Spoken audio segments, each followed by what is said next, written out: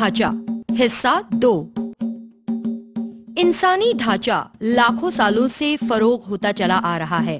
मुहाक्किकीन जानते हैं कि 60 लाख साल कब्ल एक जानवर हुआ करता था जो 2 अलग-अलग नस्लों का जद्दे अमजद साबित हुआ, जिनमें से एक नस्ल चिंपांजी वजूद में आई जो चलने के लिए पैरों के अलावा थोड़ा-थोड़ा हाथों का भी इस्तेमाल करते थे,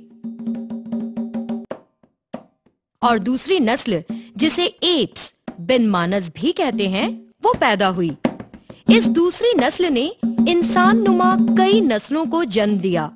उन इंसान नुमा कई नस्लों में से सिर्फ हम ही बाकी रह गए हैं, बाकी सब खत्म हो गए। इस वीडियो में आप एक चिंपैंजी और एक इंसान नुमा नस्ल का ढांचा देख रहे हैं जो 30 लाख साल पहले रहता था। चलो हम इसे लूसी कहकर बुलाते हैं। लूसी कई तरह से चिंपांजियों की मानिंद है, लेकिन कई तरह से ये लूसी मौजूदा इंसानों की तरह है।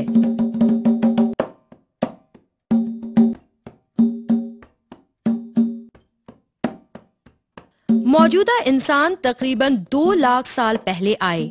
इनसे पहले कई इंसान नुमा नस्लें आईं और जमीन पर लाखों साल तक नामुवाफिक जिंदगी गुजारने या भटकने के बाद गायब या मादूम हो गईं।